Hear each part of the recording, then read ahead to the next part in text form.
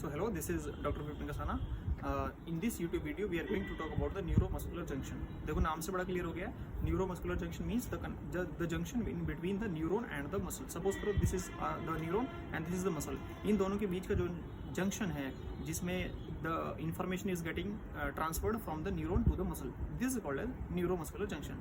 इसको थोड़ा डिटेल में जानते हैं. Suppose करो with whatever action potential the signal is getting transmitted into the neuron.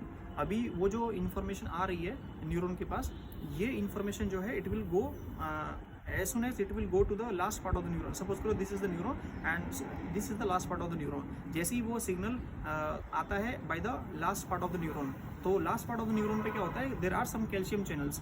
So we have two types of calcium channels like slow and fast calcium channels.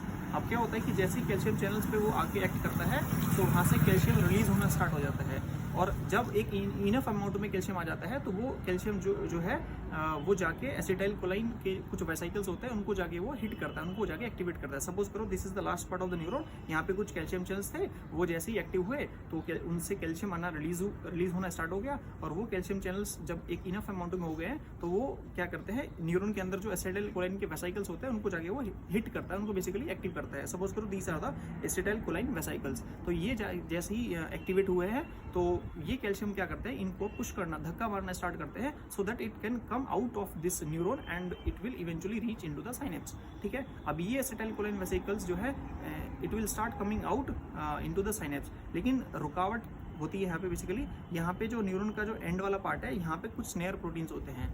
ये एक तरह रुकावट तो खैर नहीं है, बट यहाँ से जब ये एसिटाइल कोलाइन वेसिकल्स आते हैं तो इससे टकराते हैं, और स्नेयर प्रोटीन्स से टकराने के बाद ये वेसिकल जो है वो रप्चर हो जाते हैं, and when it gets ruptured the acetylcholine basically leaks out of this and it will eventually come into the synapse. और साइनेप्स आने के बाद क्या होता है, यहाँ पे साइनेप्स क्या है, it is basically the space in between the neuron and the muscle. अब यहाँ पे मसल के पास क्या होता है, एसिटाइल कोलाइन के रिसेप्टर्स होते हैं on to which these acetylcholine which just now has come into the synapse, ये इस एसिटाइल कोलाइन रिसेप्टर्स के साथ जाके अटैच होगा and eventually it will lead to the muscle contraction. This is what the function is of acetylcholine. अब ये हो गया पूरा न्यूरोमस्कुलर जंक्शन का concept. Now my question is कि can you please just tell me the disorder in which the connection in between neuron and the muscle gets damaged?